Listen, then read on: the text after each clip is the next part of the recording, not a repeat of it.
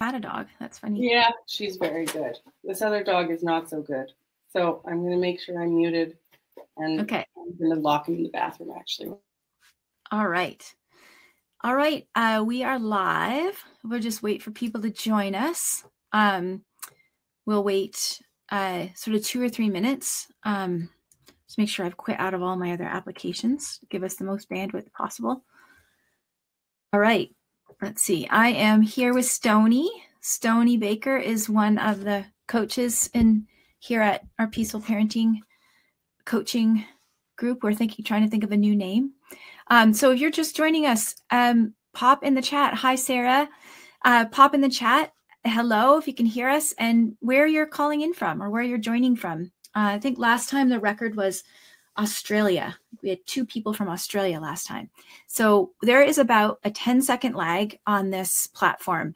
So it's about 10 seconds before Stony and I can see you or see what you've written from when you've written it. So I do apologize. It's a little bit annoying. But welcome. It's Friday. It's sunny where I am. And Stony and I are both in Toronto. Oh, we have someone from Latvia. Okay, so that is so far the record. Northern California, Minnesota, Atlanta, Charlottesville, Houston. Oh, hi, Polly. Hi, Jenny. I'm Charleston. April from Pittsburgh. Oh, hi, Catherine. Oh, so many familiar faces here. Sarah's from Mauritius. Hi, Sarah. Sophie from Toronto. Adarsh from Mississauga. Spain. Ottawa. Houston. Bell River. Hi, Tiffany. You made it. There's so many familiar faces. It's so great. Ruth in Australia. Ruth, you may have the record again for Australia. Samantha from Hamilton, Clara from Cape Town, and I'm not sure if Cape Town, what's further, Cape Town or Australia? I don't know. Bulgaria, New Hampshire. Hey, Marta, I'm from Vermont, so we're your neighbors. Toronto, Demetra, hi. All right, this is amazing. We'll give it maybe 1 more minute before we dive in. So we will... if some people last time didn't know how long the workshop was, the presentation part of it's about an hour, and then we'll do Q&A. And if you can't stay for the whole thing, I will be giving you sending the recording out. But it's awesome if you can stay for the whole thing, because then you can be part of the Q&A. Okay, so Stony's here with me on the call. Stony, can you just come on and say hi real quick? Absolutely. Hi, everybody. Stony has our dog sitting for a dog, so she's keeping herself muted, a barky dog. My barky dog is downstairs. So, okay. So I'm going to get started with our slides. Let's see. Start the presentation. Start the slides.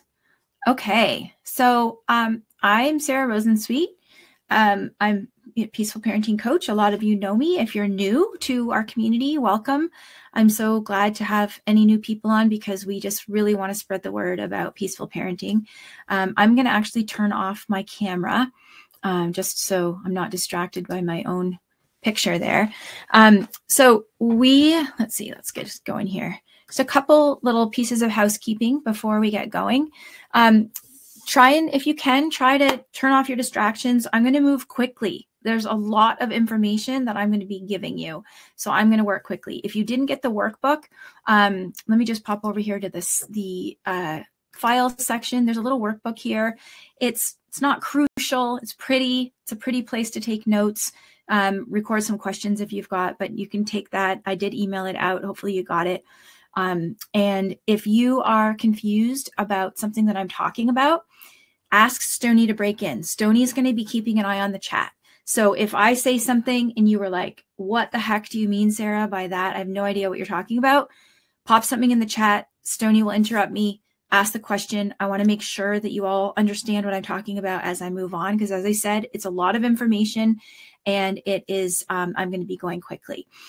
If you have a specific question, like, well, what about this situation with my child, or this is something that I struggle with, save that for the end. I'm hopefully going to have time to get everybody's questions at the end. We are going to be talking about my parenting course that is available twice a year, Transform Your Family Life. I offer it in February and August. And I just wanted to be upfront with that at the end of the workshop, I am going to be telling you about the course.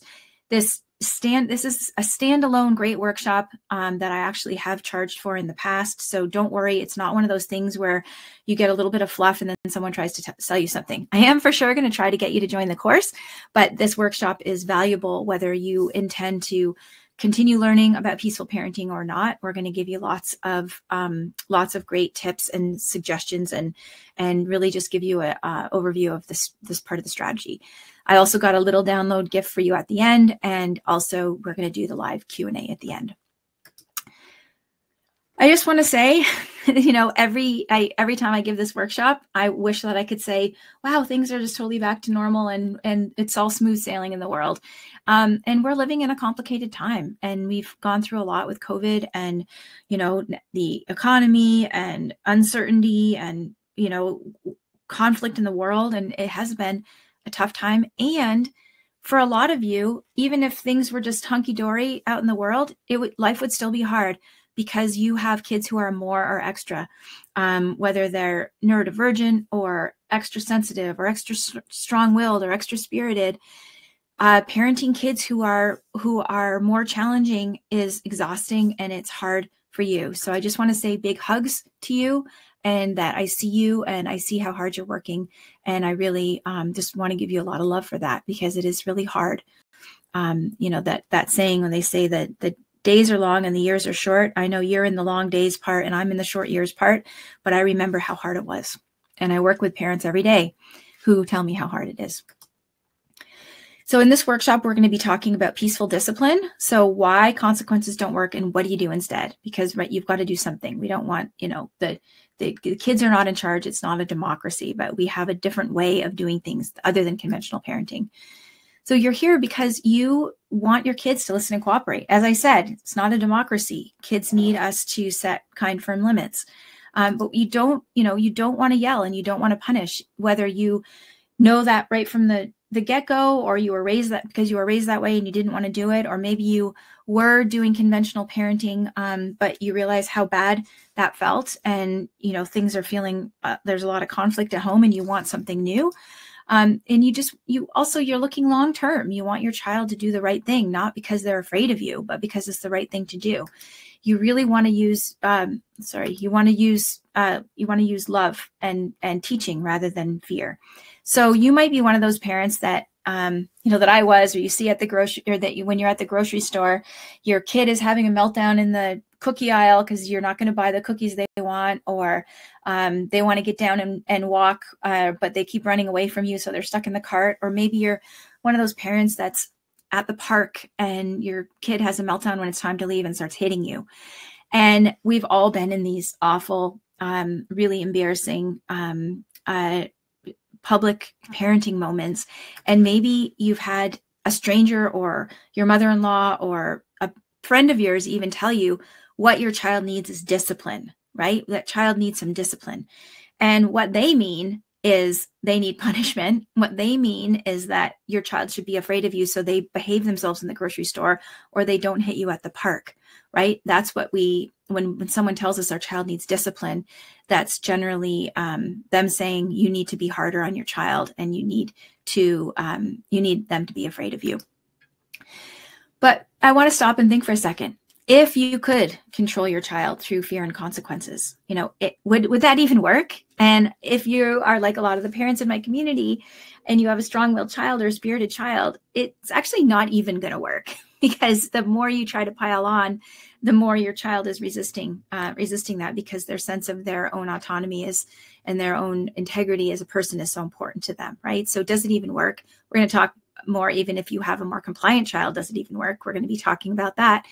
And, if it could work, how far would you go? Like, what would you do making your child's life miserable to get them to obey you? And how does it feel? How does it feel to you? What are the long-term consequences?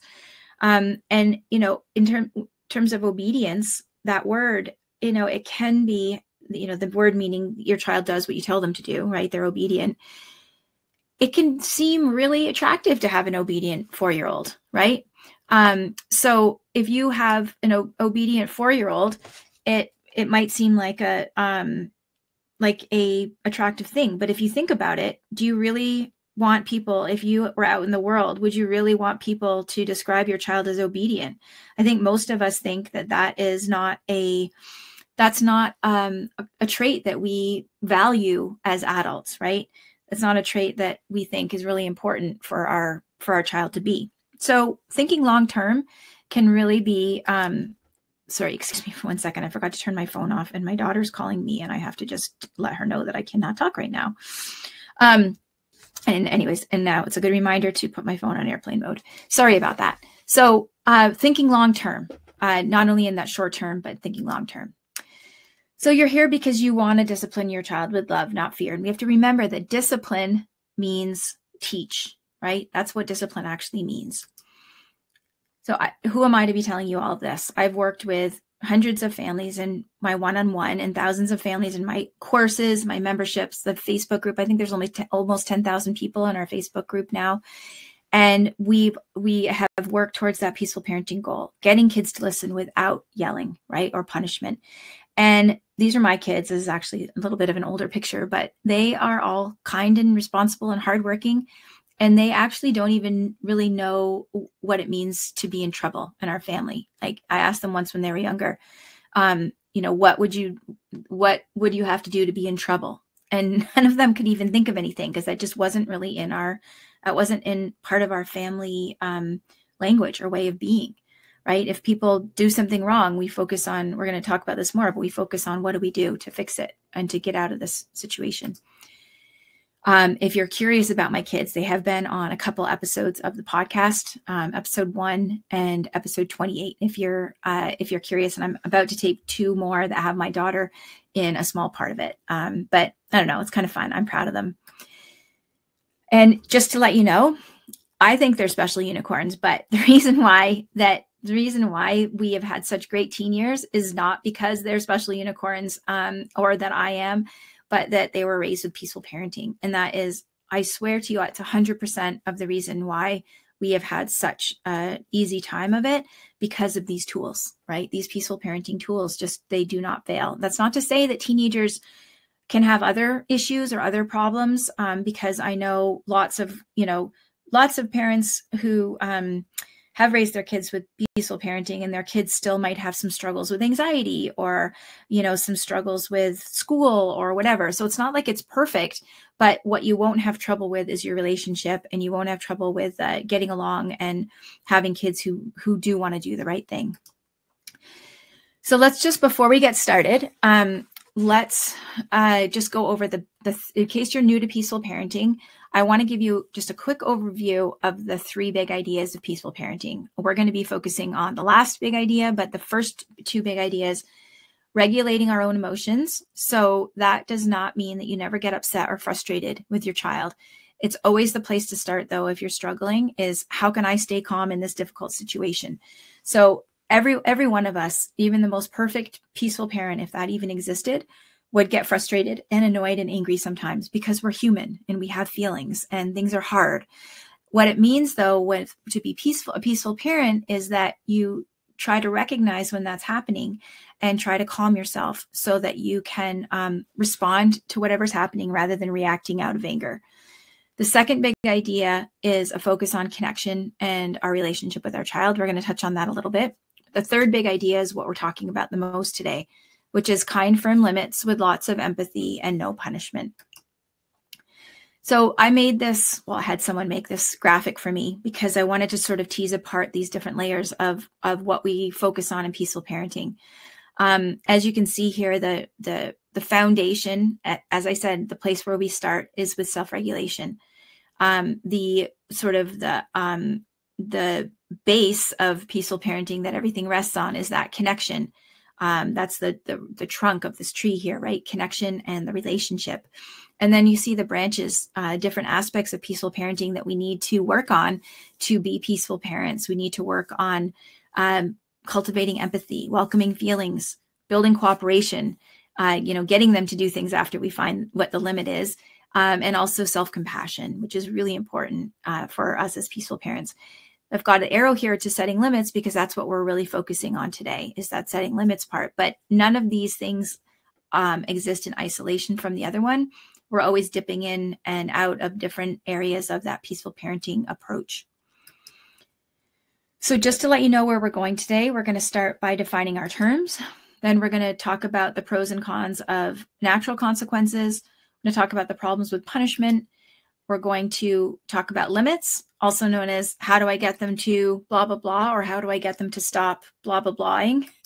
And then finally, I'm going to tell you about my parenting course, and we're going to do the Q&A. So before we dive in any further, I want to ask you to take a leap of faith with me, especially if you're new to peaceful parenting, and really do a mindset shift. And this is something that is not a widely embraced idea in our culture. A lot of people will say, you know, when I was in teachers college, they said things like catch them being good, or something like that, like as if kids' natural way of being was being bad. It's actually quite the opposite of that we believe in peaceful parenting. We believe that kids are doing the best they can and that they want to be good. In fact, I believe that about all humans. And how I know this is because of how we developed as humans, which was from an evolutionary point of view, from our hardwiring in our nervous system. We are hardwired to be connected. We're hardwired for connection and to be connected to a caregiver, to somebody who's looking out for us. And that's actually, that's actually how we survive from an evolutionary point of view. If we weren't connected to somebody, if no one cared about us, they'd leave us behind on a rock when we had to go, to the next village or whatever. We rely on that connection to be alive as small humans. And when anyone is acting out of alignment with that connection, or acting out, being provocative, it's not because they're, not trying. It's not because they don't want to be good. It's because their resources are low, or their emotional backpack is full, or they don't know how to get their needs met. So they're acting out. So kids really do want to be good. And that is, I can't tell you how important that is for us to remember that they are doing the best they can. Okay, so let's define our terms just real quick. We're going to come back and look at each of these in more detail, but just to define our terms. A natural consequence is something that happens without any involvement from us. I often will see in the Facebook group, or someone will ask me, I'm trying to think of what the natural consequence for this should be. If you have to ask yourself that question, it's not a natural consequence. So a natural consequence would be, like if you throw your toy and it breaks, the natural consequence would be that your toy is broken. And if a parent has to step in, it could be a limit, it could be a punishment, but anything that you have to do is not a natural consequence. Natural consequences happen all by themselves. A consequence or a punishment is something that you do to make a child feel bad, to teach them a lesson or make them remember, or it's the threat of doing something to make them feel bad. So taking things away, timeout, even this can be one of the hardest ones to kind of take out of your toolbox. It's even, acting coolly or not acting friendly to your child after they do something wrong. And so those are all, what you will learn in conventional parenting. As I said before, what that child needs is discipline, or somebody might tell you, give them a timeout or threaten to take their things away to get them to cooperate with you, right? To teach them a lesson. A limit is something that you put in place to help your child meet your expectation. And don't worry, we're going to go more into the difference between limits and consequences. But a limit is a peaceful parenting tool that helps us get, how do we get our child to blah, blah, blah, or how do we get them to stop blah, blah, blahing. So it's when we're going to talk about this more, but it's something we put in place to help our child meet our expectation. Everybody good so far, Stony?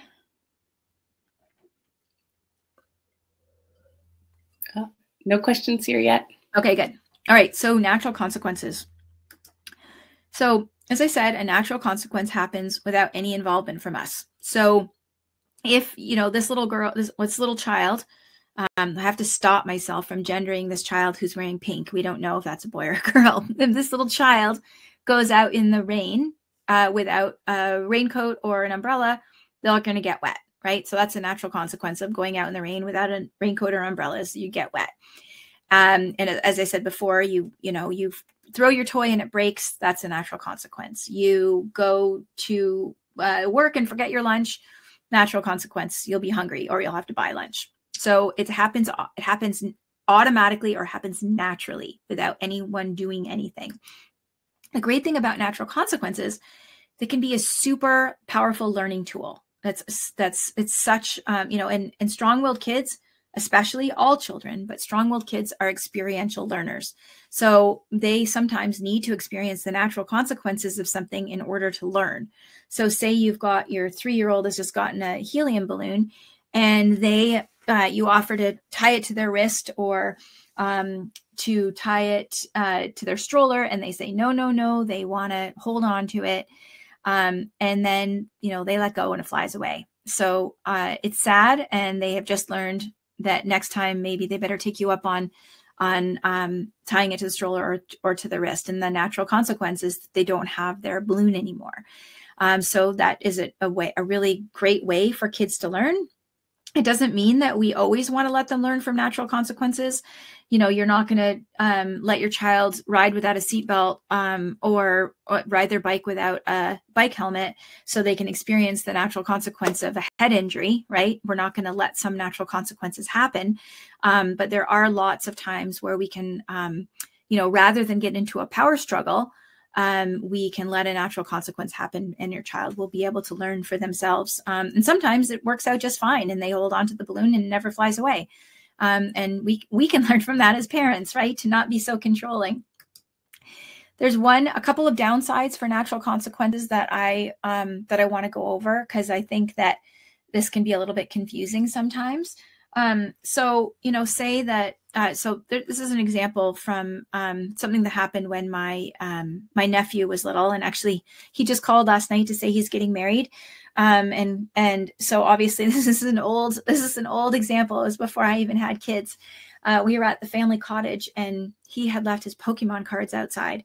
And he got up in the morning and they were, all wet and stuck together, and his mom started to scold him.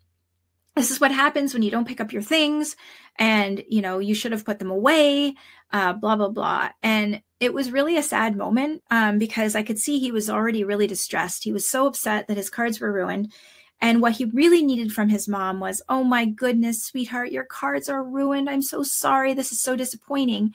But I think that she felt that she needed to, sort of add to the lesson. And this is what I call piling on. So she is kind of like an I told you so, right? So she had to make sure that by sort of scolding him, she wanted to make sure he learned the lesson about why we clean up our things. Well, there's a problem there. One is that if we come down sort of and pile on our child after they've experienced a natural consequence, it actually can make it so that they don't learn from it as well or at all, because all of the negative feelings they've been having about the natural consequence, the ruined Pokemon cards, if we're not on their side, they can then funnel those negative feelings toward us. My mom's a jerk. She never understands anything. Why is she blaming me? She should have picked up the cards or whatever. So if we don't come alongside our child, it can be really easy for them to put the blame on us and funnel all those negative feelings towards us. It's also really, it hurts the relationship. If you, say you did something wrong and you go to your partner for comfort and your partner just says, I told you that was going to happen. How alone would you feel? Nobody likes I told you so, including kids. And they really, unless you really 100% honestly think that your child cannot make the connection between not cleaning their things up and them, getting ruined in the rain, you could say something like, oh, I wonder what you could do to prevent that from happening next time, right? So we always want to come up beside our child with empathy when they experience a natural consequence, let them learn it themselves and be on their side. Another danger with natural consequences is that sometimes, you know, as I said, there are some natural consequences we want to let happen and some that we don't. And then there's this middle gray ground, right? So say that your child has a, you know, a project that they were supposed to bring to school one day, and they call you and they've forgotten to bring the project, and they ask you, can you bring my project to school?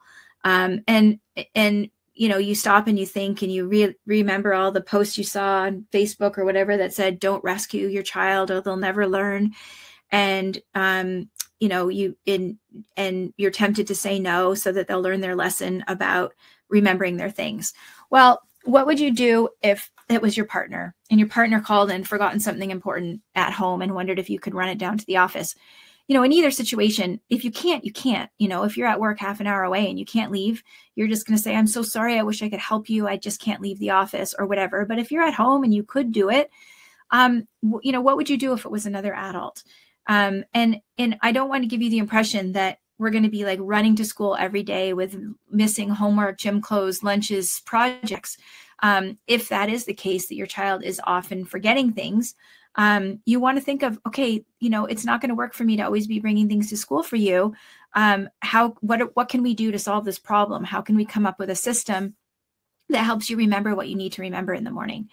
So the reason why I say we don't always want to let kids learn from the natural consequence is there's a great quote from Alfie Kohn, who says, what we want to watch out for with natural consequences is that they could teach a child, my parents could have helped me, but didn't. So that's really, you know, you refuse to bring that project to school so that your child will learn to be more responsible for their things. Yes, they probably will learn that lesson, and they will learn, my parents could have helped me, but they didn't.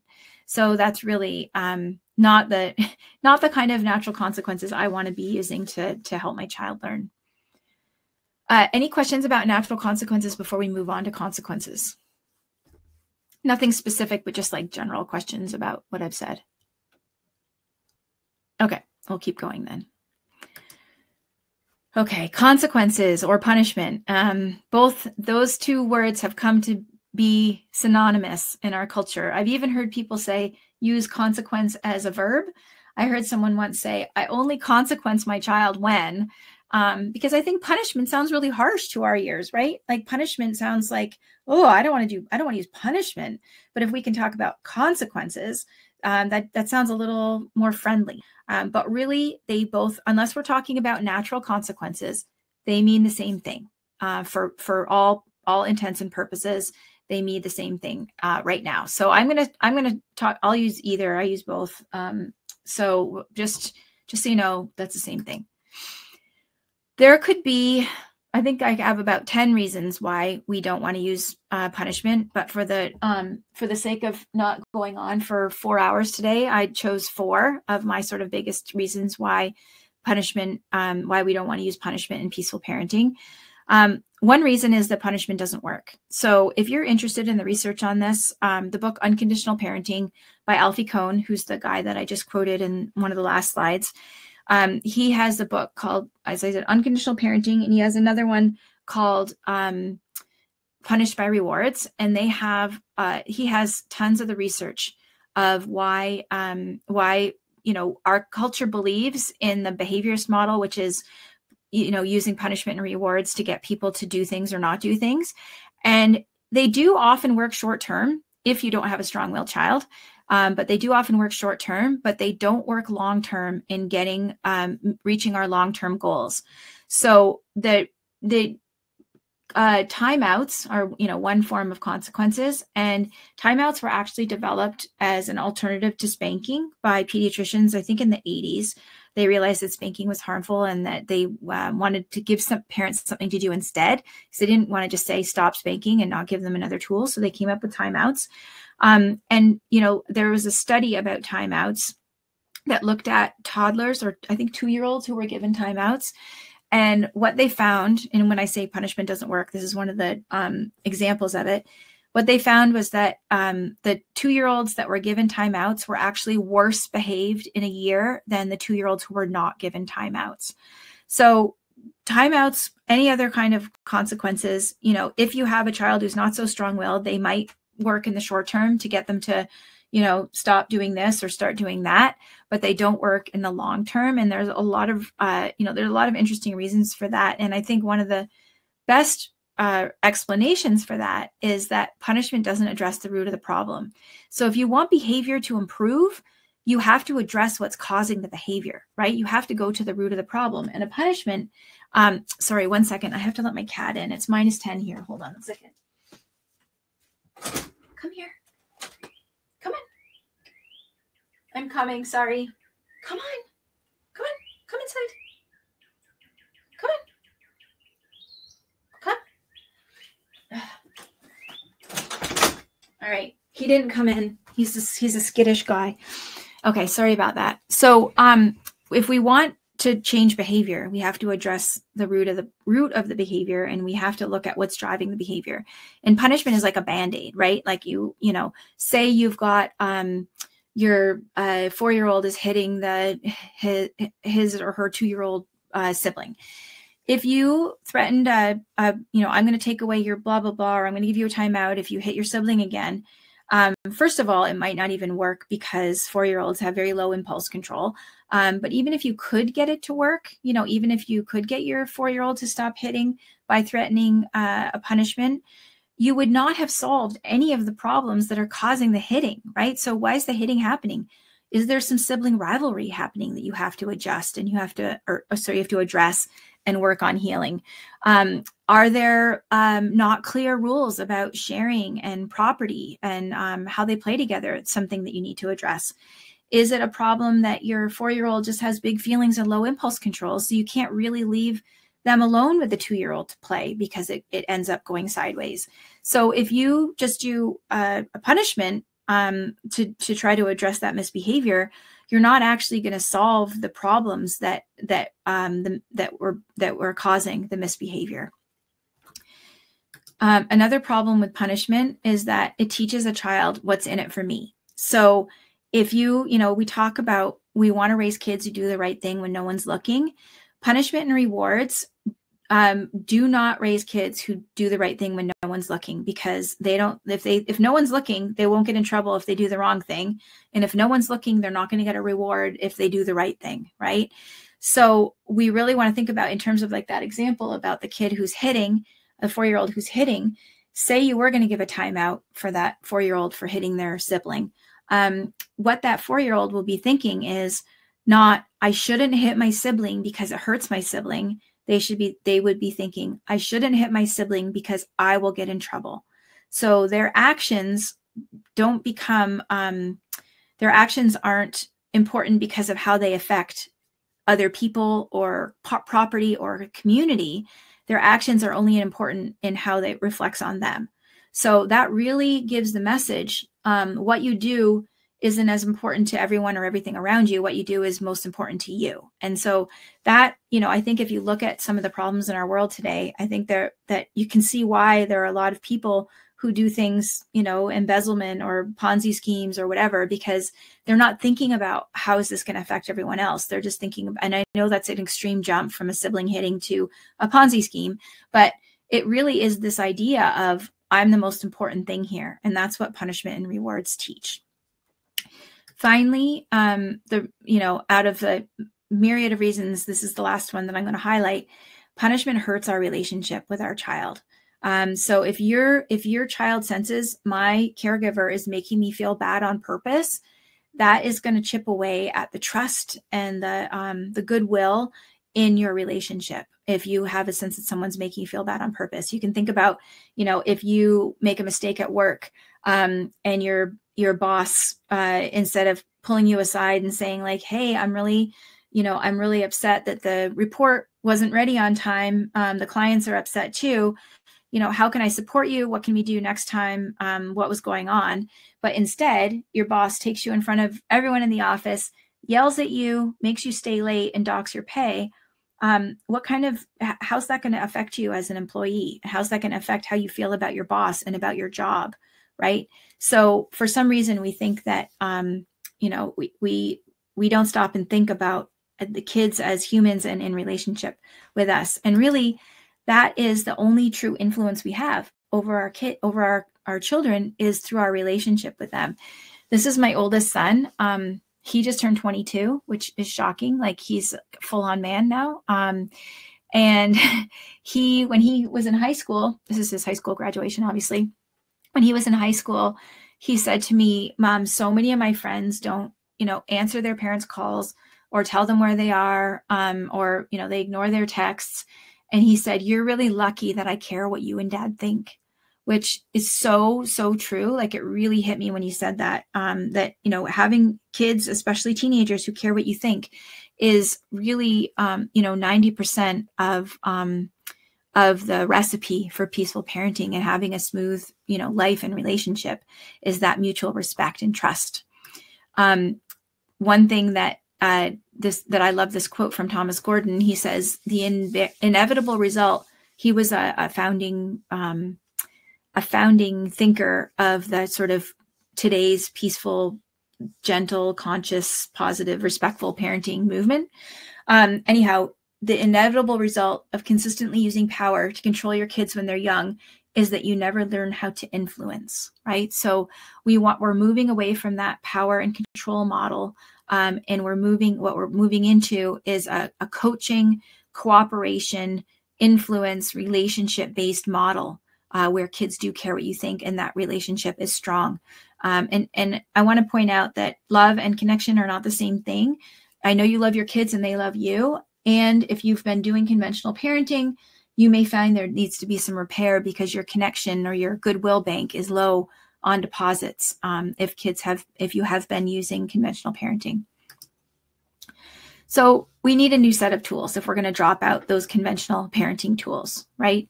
And that's where peaceful parenting comes in. And that's where my course comes in, is really to take you from, I know nothing, or I know a little bit about peaceful parenting, but I don't know how to apply it to my kids, or maybe I don't even understand, the approach very well. I put this course together. It's really a very comprehensive, everything peaceful parenting with all of these different aspects, including, understanding big feelings, working with a partner in peaceful parenting, siblings. I'm going to tell you more about it later, but this is where the new set of tools comes in. So limits. Let's talk about limits. So let's say you have a super messy room. Your two kids have been playing in there all afternoon, and you come in and you say, all right, kids, time to clean up. You may decide that you may think that's a good idea, that these two kids can clean up the playroom themselves. Sometimes as parents, though, when we have that expectation, the kids will clean up the playroom on their own. And then we have the reality of the situation. So we have the expectations on one side, and we have the reality of the situation that you come back in 20 minutes and there's even more of a mess and they haven't cleaned up. What we have is that gap between our expectations and reality. I just got to take a little sip of water. So when we have the gap in between our expectations and reality, that can be a dangerous place. That's where we get really frustrated as parents, right? We might lose our cool. We might, our self-regulation might go out the window. We might start yelling, or we might start threatening, or we might start imposing consequences. You don't clean up right now, I'm throwing all these toys out. I cannot tell you how many times I've heard that. Parents using throwing out toys as a threat to get kids to clean up, or we'll put it all in the garbage or whatever. So that's where that danger gap between our expectations and reality. Conventional parenting uses consequences or threats, like I'm going to throw your toys in the garbage or whatever, to get kids to cooperate, right? To close that gap. And peaceful parenting uses limits. So what are limits? A limit is, and somebody asked me in the last workshop, what's the difference between a limit and a boundary? I don't usually use the word boundary, not because I don't think that, or I don't use it in this context, not because I don't think that it's a good word, but when I think of boundaries, I think of emotional boundaries, like emotional health boundaries. That's when I typically talk about boundaries, like, it's not my job to make other people happy, or I have a right to my own feelings. That's typically how I think of boundaries. So I tend to use the word limit, not boundaries, but whatever you're comfortable with. So a limit is that support or scaffolding that our child needs to meet our expectation. So rather than using threats or yelling or rewards or punishments, we use limits to close the gap. So before we even set a limit, we want to ask ourselves, is this limit necessary? right? Do the kids have to clean up their room? Well, yeah, maybe you do because you've, got friends coming over, or you need to be able to walk to get to the bed. We actually had a thing, if you heard my bedtime podcast, we had a thing where our kids just had to make the room beddable. Beddable meant that there was a path from the floor to the door, so in case anyone had to get up in the night, or you had to go to them in the night and you didn't want to step on Lego. So you might find a compromise, but we always, whenever we set a limit or we want to set a limit, we always want to ask ourselves, is this limit necessary? Then maybe we decide, yes, it's necessary. We do need to clean up the room. And then we might ask ourselves, is this expectation reasonable? And we might ask ourselves, is this expectation developmentally appropriate? I used to say age appropriate, but kids sometimes can have asynchronous development. If they're neurodivergent or sensitive or whatever, there can be times where, one 5-year-old could manage something and another 5-year-old couldn't. So I always try to say now developmentally appropriate. The scaffolding can be physical or emotional. So, in this case, say you decide that you do want to, hold on, let me see what the next slide is here. Okay, sorry. So say you do decide that you want those kids to clean up the room, but maybe the expectation that they do it by themselves is not reasonable. So you think to yourself, okay, well, they're probably too little to clean this up themselves, or maybe they could another day, but everyone's tired. So what kind of scaffolding can you provide? I know when my kids were little, I used to do things like, okay, everybody, if they were cleaning their room, I would say, okay, pick up, I'd go in and I'd say, pick up all the books first. And then I'd go back and, okay, put all the clothes in the hamper that are dirty, or, we sort of break it down. That's an example of scaffolding. Or maybe I would do it with them, as an example of scaffolding. Or maybe, you put on music and make it fun. So that's just an example of, when you do need to set a limit, what, is it necessary, and what scaffolding do you have to provide to help your child meet your expectation? In the old school way of parenting, there would be no scaffolding. There would just be, if you don't, that it would be based on fear. If you don't clean up right now, I'm throwing everything into the garbage. We're going to talk a little bit more about, why you don't want to do that. But again, it has to do with the kids who do the right thing when no one's looking, because they're choosing to cooperate rather than feeling forced to out of fear.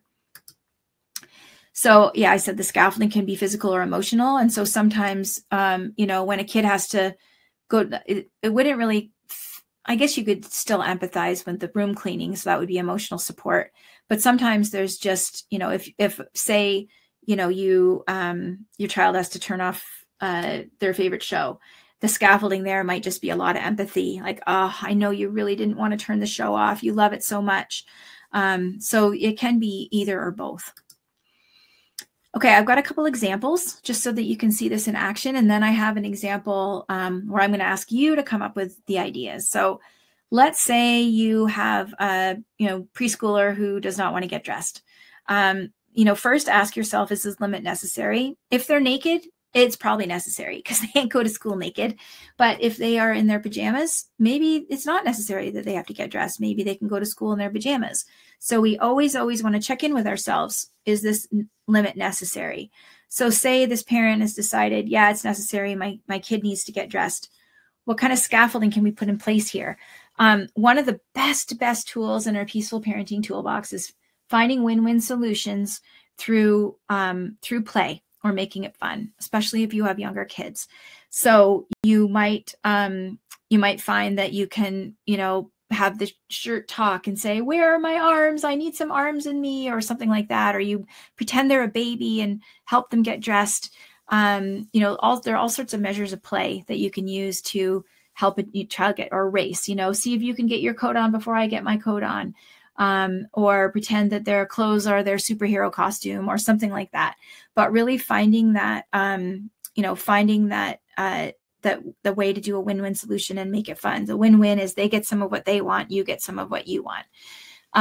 You also, sometimes I think the scaffolding, say in this case, could be emotional, where you're just struggling and, your kid doesn't want to get dressed, and maybe you just stop and, think about that emotional support, and you just say something like, this is so hard. You really don't want to get dressed because you don't want to go to school. And we've been fighting about this. I think we need to have a hug and a do-over, right? So you just kind of, sometimes that emotional support can give you a reset or a do-over. Let's see, another example. Let's say your child, and you're playing outside in the yard and your child is swinging a stick around. So I'm just going to have another little drink. Your child is, I'm trying to avoid losing my voice, which I usually do by the end of these things. But your child's swinging a stick around, and you're worried that that it's too close to your car and the car is going to get scratched or something like that. And you ask your child, hey, I'm a little worried that the car is going to get scratched. Can you move away from the car with your stick? And your child doesn't do that. So you've got that gap, right, between your expectation that your child is safe with a stick, or maybe there's like another child playing and you're worried the other child's going to get poked in the eye or something. There's something unsafe happening with the stick. So you ask your child and they're not meeting your expectation of being safe with the stick, right? The reality is that they are still doing the unsafe behavior that you've asked them not to do. So there's that gap between the expectation and reality. So a parent who's using conventional parenting might threaten something like, I don't know, some form of being in trouble, or yell at the kid or whatever to get them to stop using the stick. What I would say as a peaceful parent is you might say like, hey, this is your last warning. If you can't stop doing the unsafe behavior with a stick, I'm going to have to take the stick away. And some of you might be thinking, well, how is that different from a punishment? We're going to be getting into that in a minute. But the limit here might be a physical limit that you have to take the stick away. And, maybe your child is upset and they say, oh, I promise you take the stick away. I promise I won't do it again. You say, okay, you can have one more chance. And say the child blows that chance. And you say, you know what, we're done with sticks for today. We can try again tomorrow. So that sometimes you do have to take something away to support a limit. And I'm going to talk more about that in a second. The last example that I have is maybe that you've got a kid who loves playing on their tablet, and you've given them, you have an agreement worked out ahead of time of how long they can play and when it has to go off. So we always want to make sure, I mentioned that goodwill bank. We want to make sure that we're not arbitrary or controlling with our kids, because it really hurts that bank of trust and goodwill. So you're not going to just all of a sudden march in and say tablet time's over and expect them to be fine with it going away. You want to have agreements in place. But say you do have your agreements in place. It's time for dinner. You've given your child the 5-minute warning so they have a chance to finish their level. And when you say it's time to turn it off, they completely lose their minds and, maybe throw the tablet or start screaming or hitting or kicking or something, right? If this is something that happens on the regular, you might say, you know what, we have, not in the moment, but maybe, later on, you might say, we have to talk about screen time. We had an agreement about screen time. And if you can't keep up your end of the agreement, which is that you turn it off when it's time to turn it off, we might have to take a break from screen time.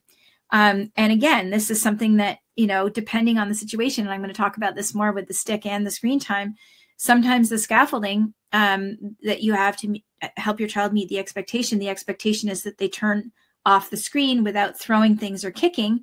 They can be sad, they can be upset, they can express that in a way that's not destructive, but that they need to be able to put it away without a meltdown. If they're not meeting that part of the expectation, you might have to take a break for, we're going to take a break. We'll try again, tomorrow or the next day and see if you can manage. As an aside, because it's a screen time example, there are kids whose screens just, no matter what you do, make them completely dysregulated. If that's your child, you might think about doing a screen fast, which is a couple of weeks without using screens, and see if their behavior improves. Screens are just too dysregulating for some kids, but I used it as an example, for kids who do have a little bit more of impulse control, where they could, if they thought they wouldn't be able to use the screen, they might put a little bit more of regulation around their impulses when it's time to turn it off. Okay. So when we talked about both of those last two examples, in terms of taking away the stick or taking a break from screen time, and the very same action sometimes could be a punishment or a limit. And it depends on two things, especially. Depends on your tone. Are you regulated when you are taking the stick away? Or are you angry and snatching it out of your kid's hand and yelling at them? No more sticks for you, or whatever. So is your tone regulated, kind, and empathetic? And what's your intent? Like, if you look down in your heart, what's your intent here?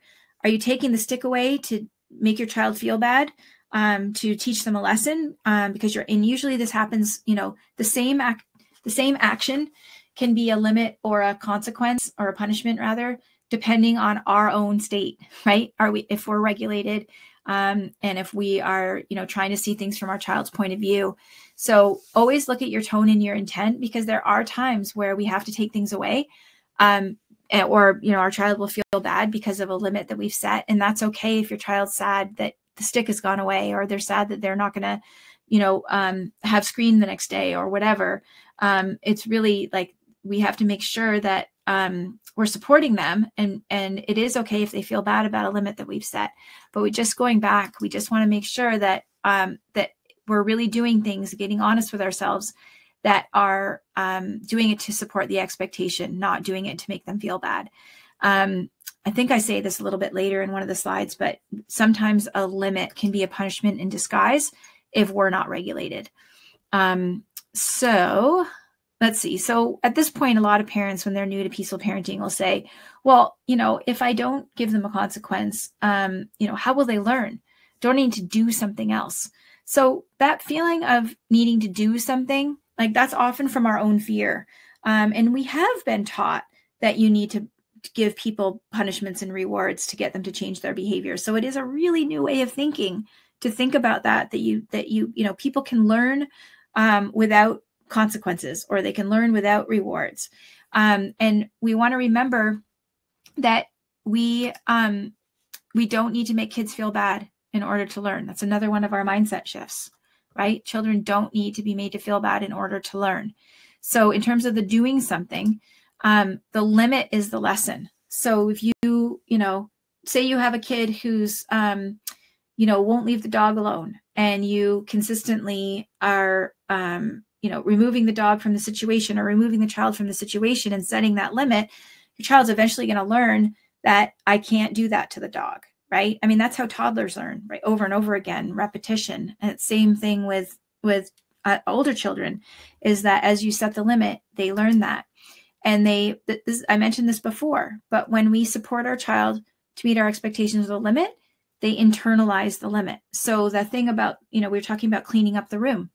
When kids choose to cooperate because you're helping them, or it's fun, not because they're afraid you're going to throw out all their toys in the garbage, they internalize that right thing to do, right? It becomes part of their idea of themselves as people, as I'm a person who helps clean up, or I'm a person who cares about the safety of other people. So I'm going to move over with the stick. So it's like that. It's that choice to follow us. It becomes part of them and part of their moral fiber and their character. And if they're just doing it because they feel forced to, that's when they don't do the right thing, when no one's looking. I mentioned this. Limits can be a punishment in disguise, especially when we're not regulated. So really try and be honest with yourself when you're setting a limit. It's very easy to do something that will make your child feel bad. And when that is underneath everything, that's actually your intent, because when you're hijacked and in fight or flight, the person in front of you looks like the enemy, right? So we have to be really, that's why I said back in the beginning of this presentation, we always start with self-regulation, because if we're not regulated when we're trying to set a limit, it's very easy to do something to hurt the other person because we feel justified, because we're angry and the other person looks like the enemy. And then we can justify it to ourselves by saying it was a limit. So that's something just to watch out for.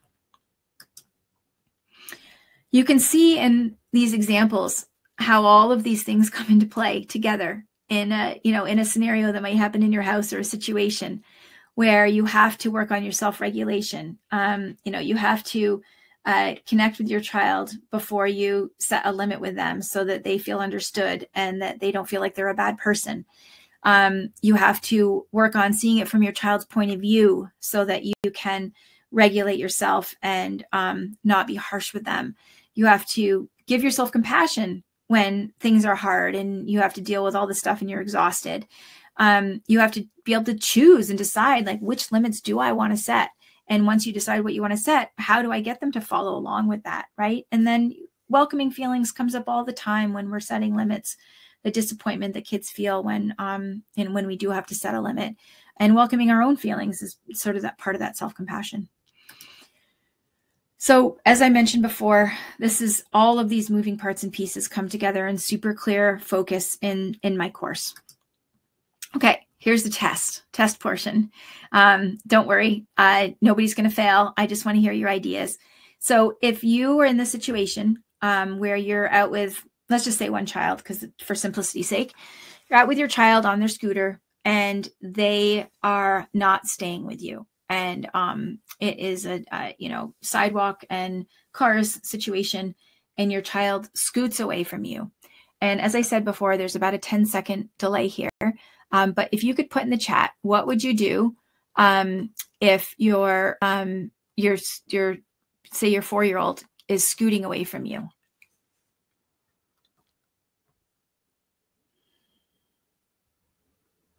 I'm just going to wait a second and see what ideas you have. And as I said, there's a little bit of a gap here. So let's see what you come up with here.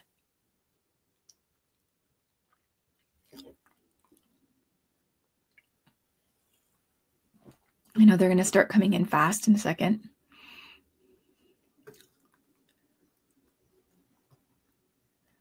Stay with me, please, or we may have to go back home. Yes. Jordan says, I need you to stay close. You're safe. Seth says, shout, stop. Esther says, this has happened to me a lot, and I just used to have to run and catch her. Yeah. Oh, I love this, Allison. Ask him to play the slow game of how slow he can scoot. Request that they stay slow. Honestly, I'd shout stop if they're too far ahead. And people always ask me that. It's okay to shout if it's an emergency. Like when we talk about not yelling, like if someone's about to touch a hot pan or scoot out into the street, yell your head off, right? So yeah, shout stop and catch up with them. And this is a great consensus. So somebody also says, come back and get down to their eye level and explain why it's important. And Charlotte says, I'd get close and say, hey, it seems like you're having a hard time staying with me. Do you prefer to walk? Seth says, remove the scooter if they don't listen. Reem says, be careful and slow down, please, and wait for me. Chavi says, red light, green light to make sure my son is with me. That's awesome. I love that scaffolding. That's a great example of scaffolding, is using a game to get your child to cooperate. So using that win-win solution, you're playing a game, but they're also doing the stop when they need to stop. So last chance saloon. Yes. So Leah says, shout freeze, which feels like the freeze tag game, or pretend they're being arrested. So yes, I love this so much. So you want to, recollect your child somehow, run and catch up with them. Make sure you've set the expectation. In fact, it's helpful to set that beforehand. If you can't stay with me, you're going to have to walk, or we're going to have to go bring the scooter home. And I do believe in a second chance. So you catch up with them. Hey, you're having a hard time. You want, maybe you tried these games too, right at first. So if you think there's a chance that they're not going to stay with you. And yes, what a lot of people are saying, that if their child isn't managing, maybe you're on your way to the playground where they have a fenced in area where the kid can scoot. So you say, you know what, I'm really sorry. I'm going to have to carry your scooter until we get there. And then you can scoot when we get there. It's just too hard for you to stay with me today. So that's the scaffolding, right? Is providing the expectations ahead of time. Maybe playing some games along the way before they even fail to meet your expectations. I love these ideas that you all are having with the red light, green light, and freeze. And then if the child is, after one chance, maybe if you're in a bad traffic situation, maybe you wouldn't even give one chance. It totally depends on the situation, but it might be, I've got to carry your scooter. We can try again tomorrow, or maybe we've got to put this, bring the scooter home. And it's possible that you have a child who just, even after all of this stuff, they just can't manage because they're 4 years old and they don't have impulse control yet. So maybe you learn from this, the limit needs to be that my child never scoots in a place where there's not a fence, right? So maybe it's just, even after all the scaffolding that you're given, the limit might have to be that they are always going to have to scoot in a fenced in area, someplace that's safe. All right, awesome. You all get an A+ for that example. Okay, so now's the time where I'm going to tell you about my course. Then we're going to move on to the Q&A.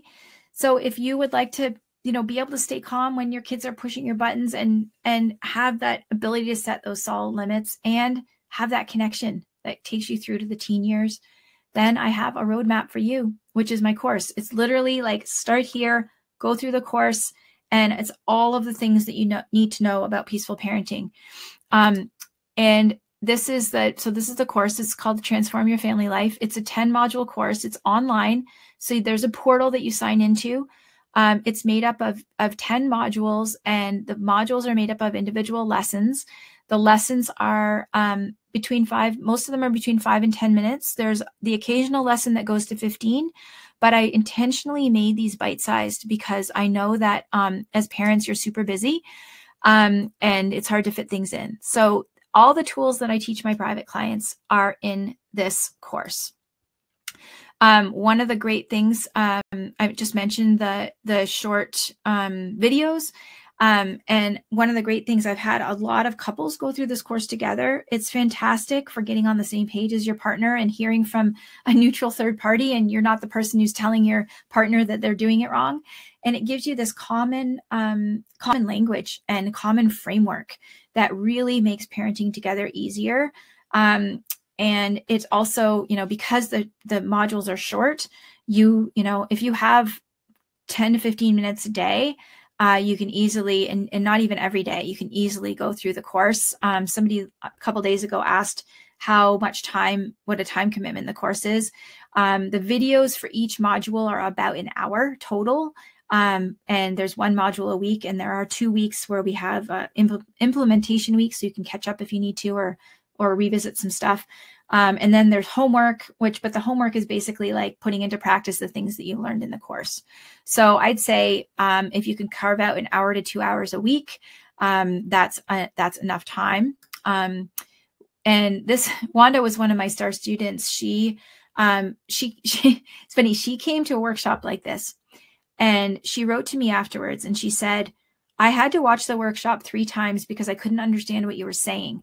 And I thought for a minute, maybe she was like English as a second language. And I thought, oh no, have I not made this accessible? And so I wrote back to her, and she said, no, I speak English. It's my native tongue. The concepts were so unfamiliar to me that I had to watch the workshop, 3 times so that I could understand what you were saying. So she wrote to me, and she actually continues to write to me. She had older kids, I think 11 and 14 or something, about how much this course has changed her life. And also she recently wrote to me that she has a neighbor who's a autistic teenage boy who's nonverbal. And she started using this, like she would see him outside and he would be distressed. And she started using what she knew about connecting and empathizing. And she's become this kid safe person. So anyways, I was really moved by that.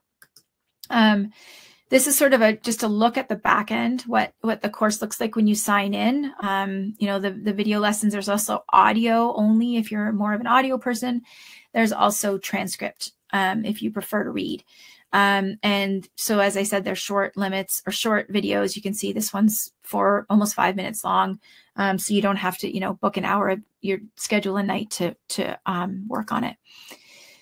One of the best things about the course that I will say is that I have office hours for the course. So every week for 12 weeks, 1 hour on Zoom where you get to join and ask me or Corey questions. And the office hours are great because I think a lot of parents feel alone and they don't, we come on office hours, you realize, oh, other people are struggling with this too. The schedule for the office hours is on the sign up page. They're Mondays rotating through the time zones because people from all over the world take this course. So you can look at that after. I'm going to give you the link in a minute. So weekly group coaching, which is so great for putting into practice the things that you're learning. So you might, learn about something in the course and then, well, wait, Sarah, how do I apply this to this situation? And I can walk you through it. And as just a couple quotes here about office hours, there's lots more comments from parents on the sign up page that I'm going to tell you in a minute. And mostly, I'm doing this because I want you to enjoy your kids. Like, this is why we had kids, right?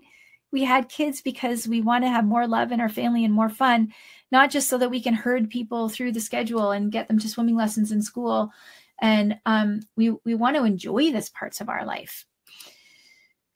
And as I said, it's just, I use the peaceful parenting tools. Like, honestly, I have the relationship with my kids today, not because I'm unique or they're unique. It's just because of the tools that we've used. I have never seen these tools fail. I have people sometimes who ask me about, well, will this work if my kid is autistic or neurodivergent in some other way, or my kid is, extra or more in a neurodivergent way. Sorry, I'm repeating myself. And it could be that you need additional support or tools, but peaceful parenting is always the place to start, right? It's always the place to start for every type of child. I see a question from Samantha. Do you get to keep the course materials forever after purchasing the program, or is it time limited? You get access to the course as long as I'm offering it. You can take as long as you want. You can repeat it as many times as you want. And if I ever stop offering it, like if I'm, going to retire it or something like that, I will give everyone an opportunity to download it so that you have it forever. Okay, so here's what you want to know, right? How much is it? So there's two options. One is the course alone, and one is the course with private coaching. So option one, you get the course and you get the group coaching for 12 weeks, and that is $397 US, or 3 payments of $137 a month. And then the coaching option, and actually this is the regular price for my private coaching, so you get the course for free. Basically, this is what I charge all the times of the year for private coaching. There are also some bonuses that are on the sign up page, which I haven't put in these slides, but there's a 5 video bonus. I just sent out, or I'm going to be sending out an email about a couple workshops. So there are also some other bonuses that come with it. And also I'm keep being told that that I need to raise the price. So this is likely going to be the last time I'm offering it for this price. It's been the same price for 3 years. And so it's likely going to go up next time I offer it. I want you to make sure you know that this is a risk-free purchase for you, because if you do the course and within 30 days from the start of the course, you decide that it's not working for you and you can show me that you've done it and it's not working, I will 100% cheerfully give you your money back. And I just want to say, I have never had anyone ask for their money back. And I've been offering this for 3 years, and I've never had anyone say, I don't like the course, I want my money back. So to me, that's a real testament to the strength of the course, that people have been really happy with it and have really found it transformational. Let's keep going here. Again, on the sign up page, there are some stories from other parents, and I included Nina because her kids are older. This is a lot of the stuff, a lot of the examples do focus on sort of younger kids, but all of the principles are the same. And that's the beauty of office hours too, is that you can come and ask me your questions. Let's see here. So this is an offer for you all on this call. I won't offer it to other folks unless there's some spaces left after we hang up. But if the first 10 people, if you are not already a member of my Peaceful Parenting membership, at the end of the course, where you're getting 3 months of support during the course with the office hours, then at the end of the course, I'll give you 3 months for free inside my Peaceful Parenting membership, where we also have office hours. So that is 6 months of support with this course.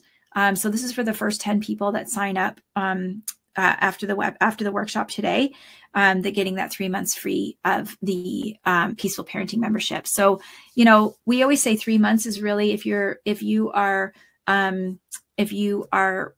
relatively consistent and work at Peaceful Parenting, 3 months is plenty of time to see significant changes. In 6 months, for sure, you'll see some really big changes in 6 months. So we start on Wednesday, March 1st. So the doors close on Tuesday. As I said, I only offer this twice a year because well, first of all, it's a lot of energy to run it. And then I can really just focus on supporting the people inside the course and not just being in selling mode all the time. So I offer it in February and August. And so this is your chance if you want to do it now. I want to just say, I know it's a lot of time and money and hard work. And I just want to ask you, if you don't do it now, why not? And where do you want to be in 3 months? And why wait to make these changes in your parenting? Let's see. So here, finally, we've got the sign-up page. It's got more course details. There's a link to the full course outline, more stories from parents who took the course, also the frequently asked questions with the office hours, dates, and times are on the frequently asked questions section of the page. And for those of you that have stayed with me to the end here, I have a little gift for you, which is this cheat sheet. Stony, can you copy that out into the chat? It's peacefulparents.kartra.com/page/bonus, and you can get this download, which is a cheat sheet for everything that we talked about today with some examples. Yeah, so you can just copy that. Sony just put it in the chat and you can just copy that. And that is, we are on to questions. So I'm going to exit this and I'm going to put my camera back on. And I'm going to move it over here. And yeah, questions. Let's see if there are any questions about the course first that I haven't answered, and then we'll move into questions about your life and your kids. So far you've answered all the questions about the course. But okay. Of course, anyone who sends them in, I'm going to make sure they get answered. But I'm going to start with Amanda's question about natural consequences. So okay. What are some natural consequences for popping a little brother's balloon or destroying someone else's Lego creation? Right. So the only natural consequences are that the balloon is popped and the Lego creation is broken, and that the other child is upset, and there's a lot of natural consequences, and that you've hurt your relationship with that other child. Right. So in this case, what we want to think about is prevention and repair. So I know when something's already happened that you can't go back in time and prevent them from popping the balloon or breaking the Lego when it's already happened. But you can think about if this is something that tends to happen between siblings. I gotta take my glasses off. If this is something that tends to happen between siblings, how can we work on that sibling rivalry? If this is a child that has low impulse control, and impulse control is something we talk about a lot in the course because kids don't even start to develop it until between the ages of 5 and 7, can be longer for kids who are more sensitive or neurodivergent. But is this a problem of, I've got to stay closer or anticipate that these things might happen and move in to prevent them, work on that sibling rivalry. So that's part one. And then part two is repair. So, oh my goodness, you popped your brother's balloon. Look how sad he is. He's really sad about that. And if the child is, the balloon popper or Lego wrecker is completely dysregulated, you might want to work on calming everyone. If both people are completely dysregulated, calming people first before you try to do a repair. But, you don't want to, you're not saying this to make them feel like a bad person, but you say like, oh, it was, too hard to stop yourself from popping your brother's balloon, eh? You know what though? Your brother's really sad. What can we do to make your brother feel better? Right. So in that moment, we've done a repair with the brother. And we've also, and I guess another natural consequence is that the balloon popper or Lego wrecker also feels like a bad person, right? Nobody really wants to be bad. And there's almost, there's always regret when that happens, even if they're like laughing and saying they're glad they did it. Deep down inside, they feel bad, right? So doing that, inviting that repair invites them to feel like a good person again. And we're not going to force a repair. So if you've got the balloon popper says nothing, I won't help him, I won't fix it, then you might say something like, oh, maybe you will next time. I'll help your brother today. or whatever the situation is. Oh, great. So Ruth's asking, sorry, I missed, how do I sign up for the course? Is there a link? Oh yeah. So it's sararosensweet.com/parenting course. I can put it in the, where is it? I'll copy it into the chat here. Oh, I've written it in already. Okay, good. I'm just going to double check that I got it right. Okay, so there's a couple questions about self-regulation for ourselves. So Karen, Seth, and also I saw another one from Sarah, and they were all wondering if you have any tips or advice about how to stop yourself from being too quick to temper, or how to stop yourself if you feel those issues coming up. Yeah. So in the course, that's the whole first module is about self-regulation.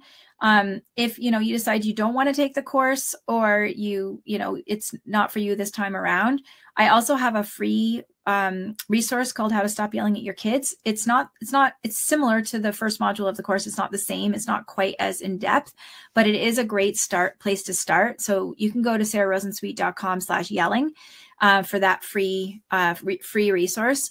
And I would say, just for the sake of talking about it right now, working on using our pause button that we use in peaceful parenting, which is stop, drop, and breathe.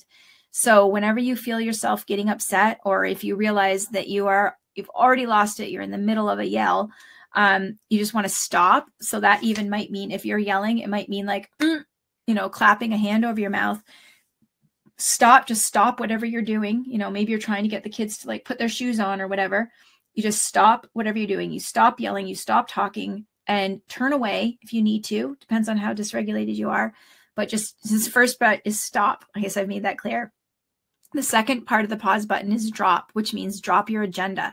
So in this case, you drop your agenda of trying to get them to put their shoes on, or turn the TV off, or whatever it is that you're trying to do, which is when you're dysregulated, and you just drop your agenda just for a minute.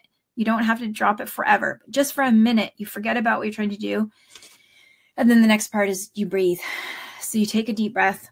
And what the deep breath does is the reason why we're yelling or we're upset is because we've gotten hijacked by our body's nervous system response of fight, flight, or freeze, right? So when we breathe, it's a signal to our body that we are safe and that there is no emergency. Because if there was actually a tiger chasing us, which is our nervous system and our amygdala can't tell the difference between a tiger chasing us or a kid refusing to put their shoes on, right? That they react the same way, like it's an emergency.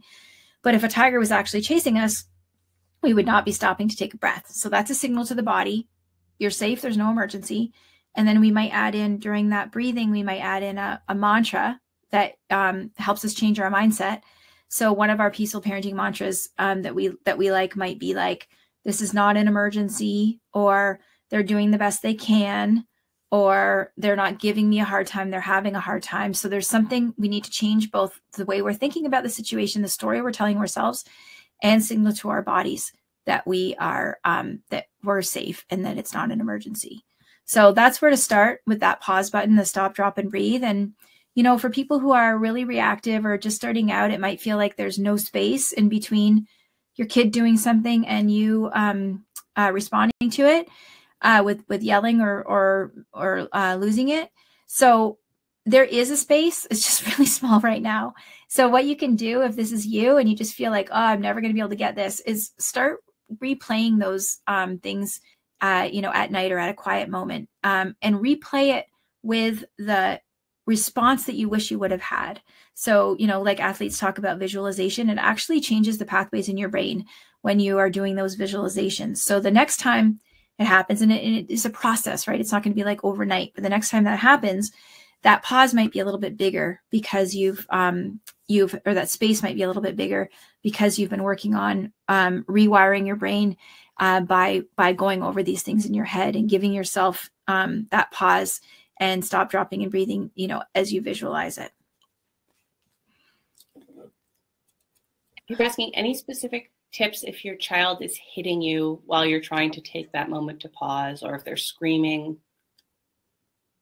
Yeah. So if they're hitting you, you might have to put depending on how old they are, if you can safely put a door between you. So, you probably wouldn't leave a 2-year-old by themselves in the kitchen, but you could probably leave a 5-year-old while you're going to, shut yourself in the bathroom for a minute, because you want to keep yourself safe. It's hard to regulate when someone's hitting you.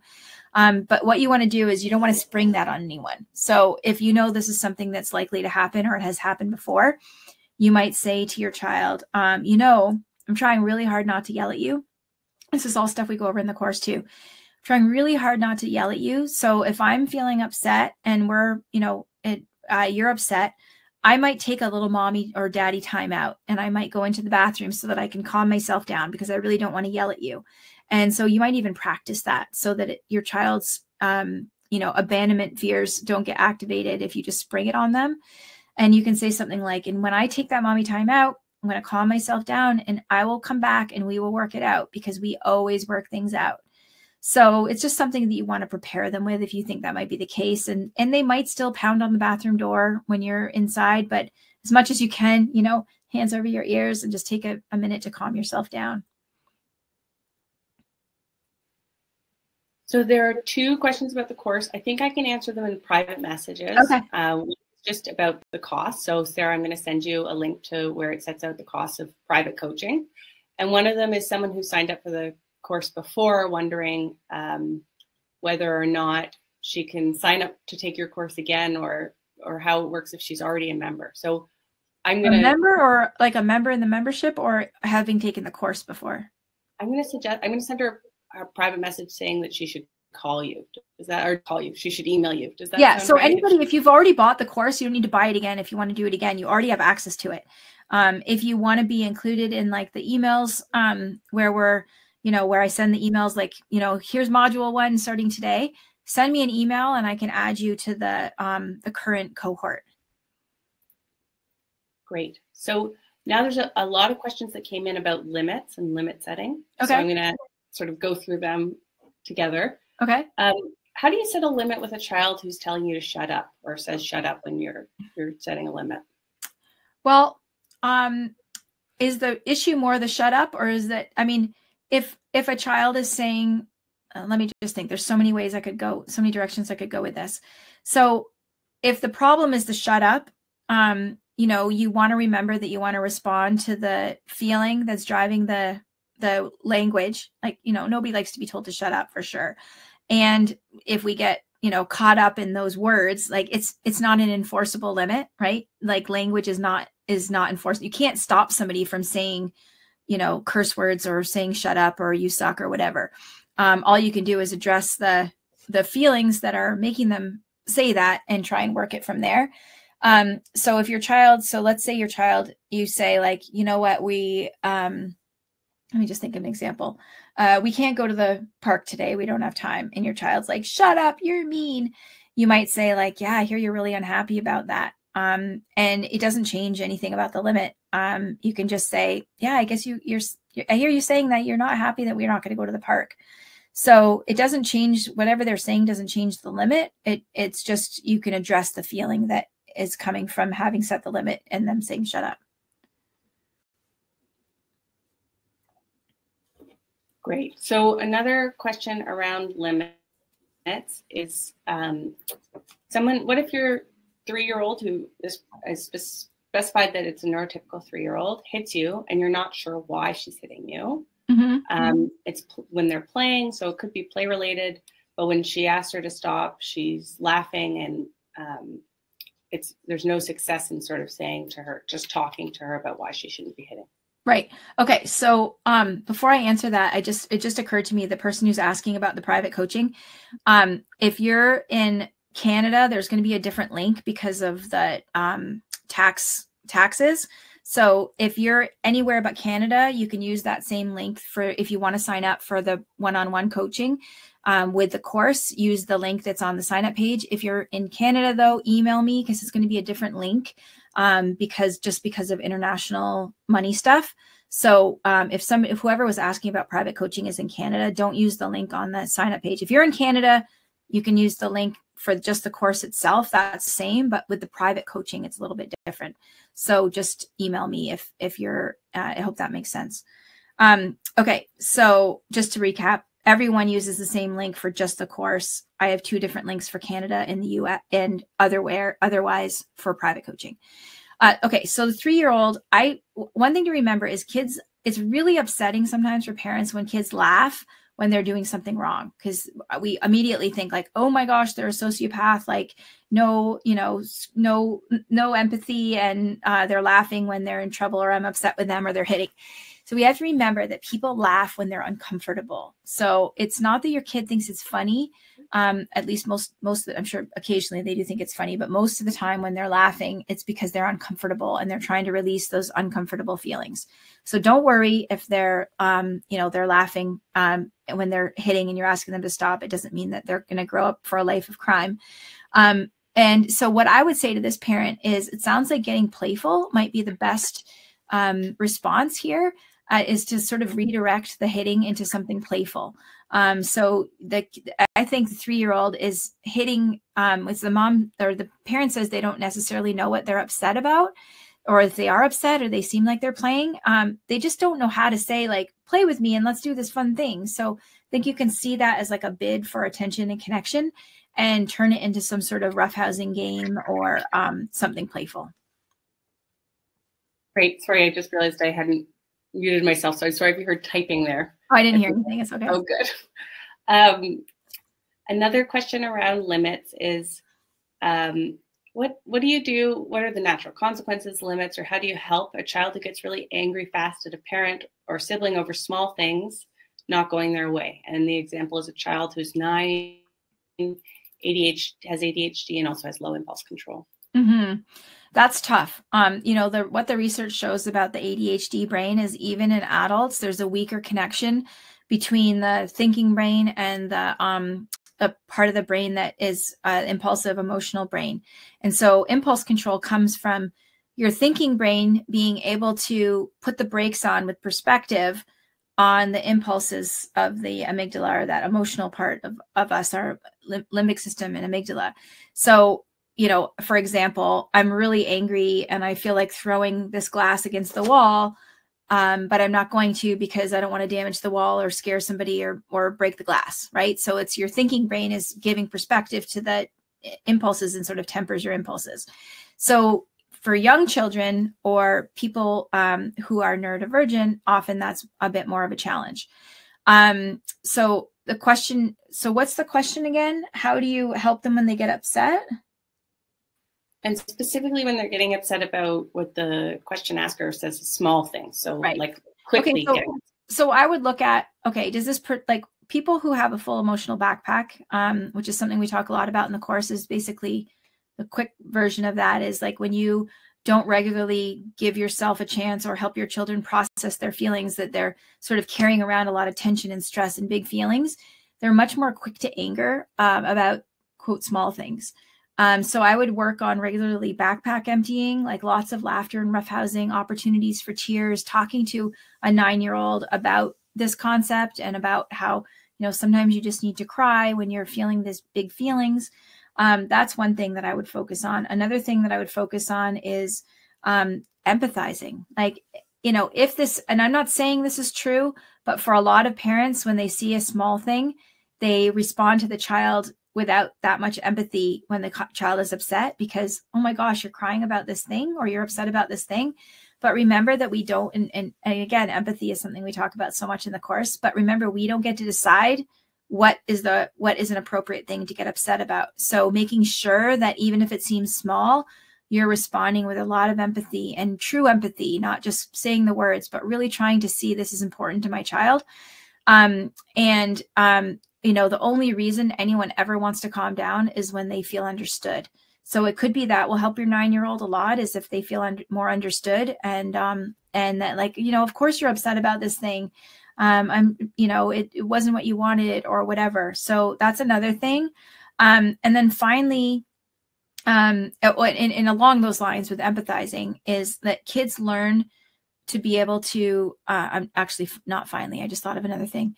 kids learn to be able to regulate themselves when they experience us welcoming their feelings and not trying to shut them down or fix it. And that's how when we respond as if their feelings are not an emergency, that's how they learn their feelings are not an emergency. So that emotion coaching piece. Also focusing on staying calm yourself, because kids, if they don't have an anchor, like if we're getting upset when they're upset, then they can't co-regulate with us, which is actually our nervous systems are always communicating with each other. And if we're upset also, then they have no anchor to grab onto. And so actually, finally, you can either look these things up or you can talk to an OT, but there are some systems is not quite the word I'm looking for, but there are some things like there's like one of them's called Superflex. There's the zones of regulation. There are a bunch of Sony, what's the word I'm looking for? It's not an approach or a system, but anyways, like there are some things that occupational therapists have developed that help kids who are a little bit older, who have still trouble with self-regulation. Is basically just like teaching them self-regulation. So that's something you can look into on your own, or if you try everything and this child is still having challenges, maybe working with an occupational therapist who specializes in that might be helpful. Great. So I'm exploring doing a partnership with this company, which reminds me I have to email them. There's this thing I just came across I didn't come across it. 2 people in my membership told me about it. It's a video game the website is called mightier.com, like mighty but mightier. And they've come up with some tablet games combined with a heart rate monitor that a kid wears on their wrist. And through the games, they teach self-regulation strategies. So I was talking to the guy about it, one of the guys who works for the company, and he said, and I haven't seen the games myself, but he said they've developed these games that kids like, but that, he said they're sort of like that fruit game or whatever. I don't know what it's called, but then they build into the game frustrations into the game, and then the game prompts the child to like do something that will help lower their blood, and the game can sense the child's heart rate has gone up, right? And then the game prompts them to do something to help them regulate. And then when their heart rate goes back down, they can continue playing the game. I think it's brilliant. And as I said, I'm exploring a partnership with them. And if you want, you can wait until I probably will have discount codes at some point. But anyways, that's also something to look into. That sounds exciting. Yeah. Yeah. This is a longer question, but I think it's worth reading it all out. So I'm just going to read it for you. Mm-hmm. I have a 6-year-old boy that's acting out aggressively with an emotional backpack I know needs release. One thing is that he hits his older sister because of jealousy of her friendships when he wants to play with her and the friends, and because he has few friends and is shy. While recently he's opened up about these feelings, he still hits her when he's angry. Lately, I've been taking away dessert, starting with half of dessert to stop the hitting, which works at getting him to stop hitting. What do you think in terms of a limit? I've told him many times that hitting is not okay. I do think the aggression needs to be released, and have also had him kick boxes and rip paper to get out the aggression. I'm hoping to do more pillow fights as part of our evening ritual. Taking away dessert seems to work, as he seems to want me to give him a limit. Mm-hmm. Yeah, so, taking away the dessert, as I said when I was giving the examples, there are times where you could do something like that and it will work, but it's not going to address the root of the problem, which is that he feels jealous of his sister and resentful and wishes that he had friends, right? And sometimes I think it's okay to do these short-term things to, stop the hitting. But I think the limit might be more I guess I'm wondering, like, where are they when this is happening? And maybe the limit I would suggest is that if he's doing that, he can't play with his sister and her friends. Mm-hmm. And of course, you still also want to help him with the, whatever's like, help him with his social anxiety, help him try and meet some friends of his own. Great. So another question about your initial email that you sent to advertising the workshop. You gave an example of a 2- and 5-year-old tussling over a toy. Mm-hmm. Charlotte asks, I would love to know how best to handle that. What's the answer? Kids are screaming and they both want it. Exactly. Yeah. So the example that I sent in the email was that the 2-year-old had the 5-year-old's toy.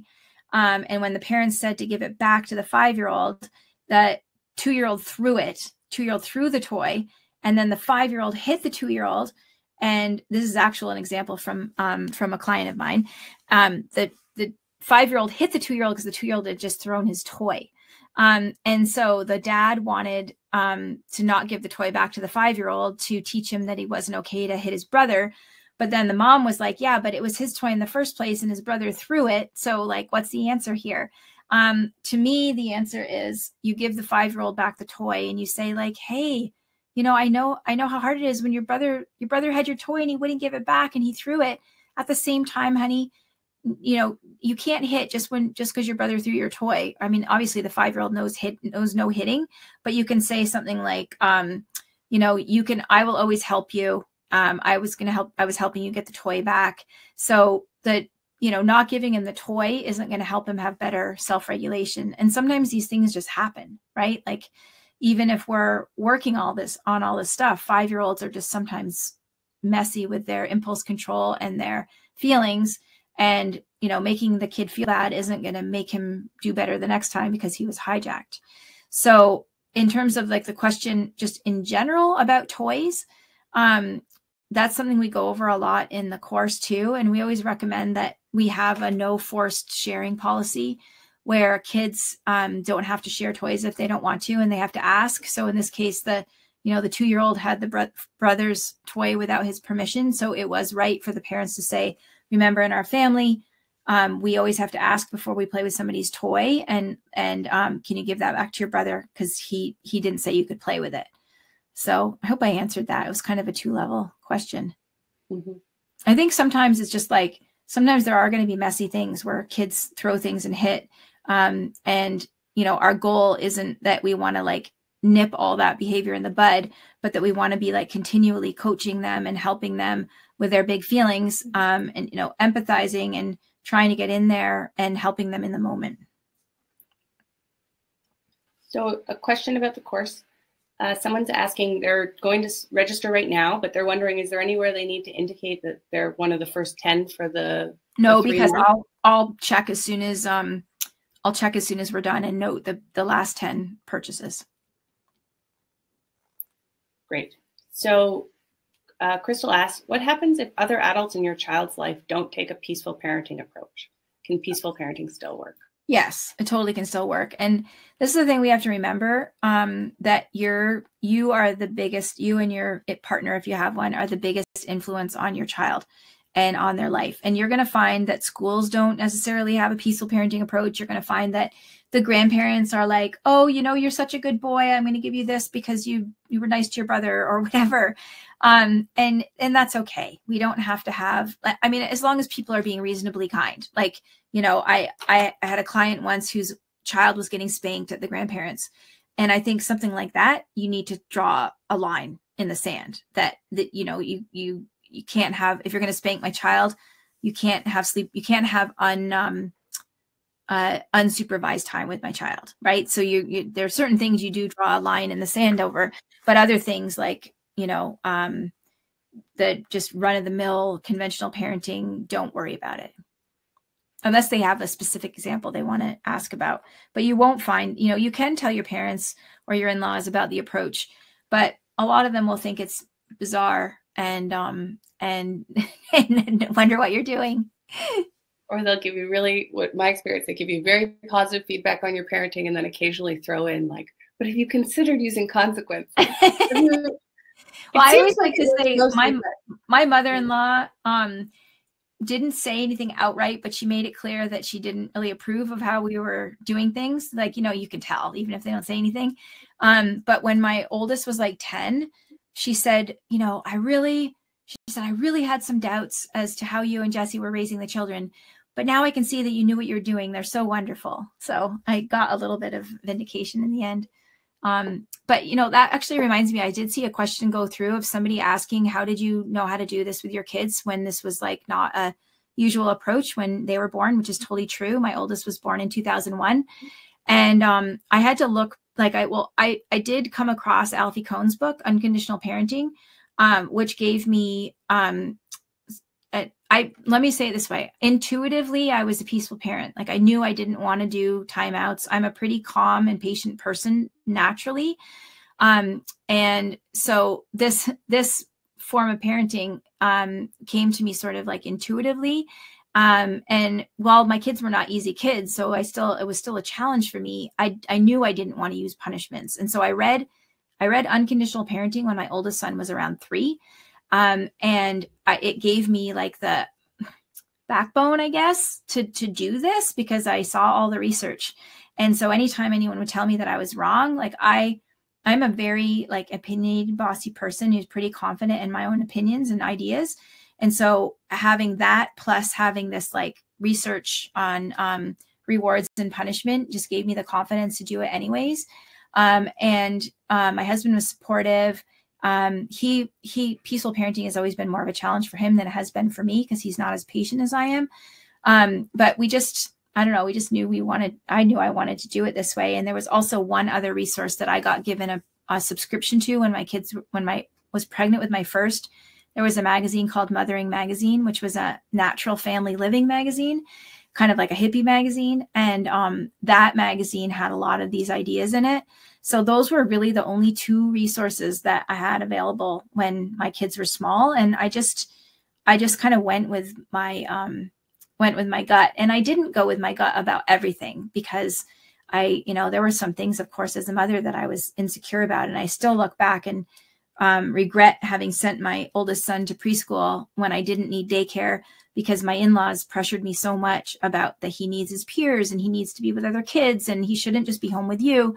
And he cried every day that he just wanted to stay home, and he could have, but I was so, they convinced me that I was doing the wrong thing by not sending him to preschool. So it wasn't like I was perfect at following my instincts, but I was in terms of the punishment and rewards thing. Yeah, it's so funny you answered that question because that was the one I was going to ask you next. We've got about 5 more questions that I can see, but someone's just asked, are you going to be opening up your membership again? And if so, when? Yeah, April. Membership is in April. And if anyone wants more details about that or to get on the wait list, it's sararosensweet.com/membership. You can read more about the membership there.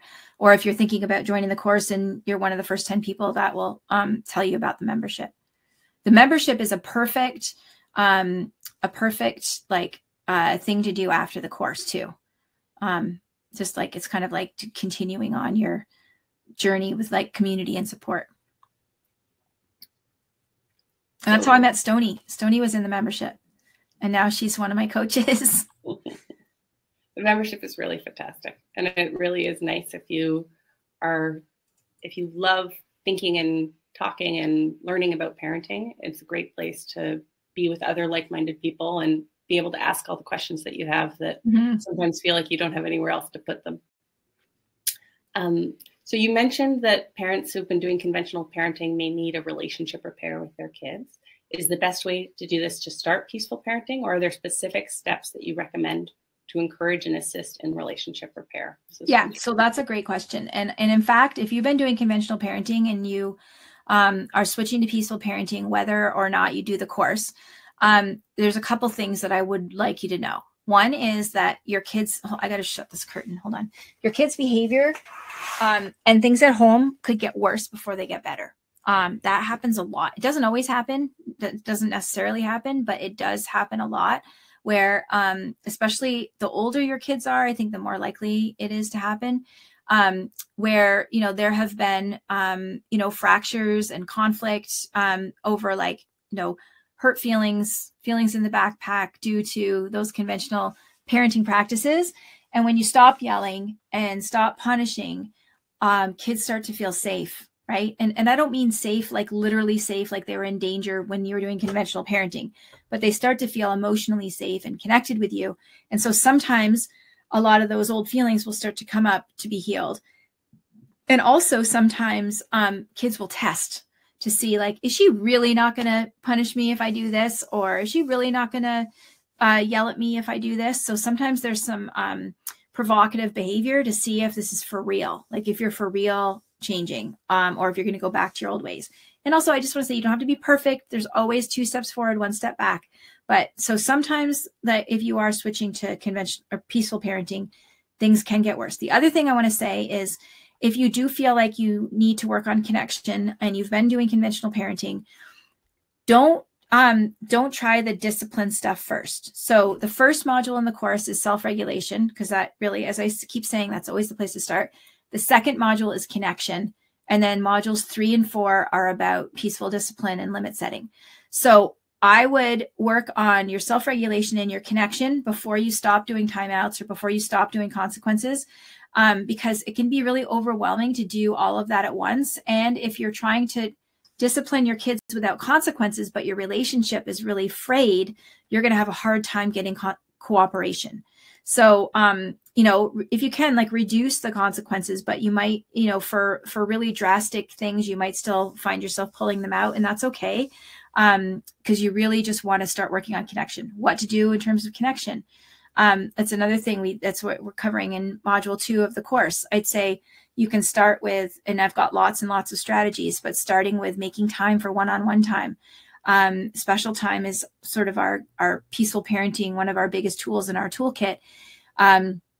Special time is 15 minutes a day where and this is the gold standard, and you might not be able to get it.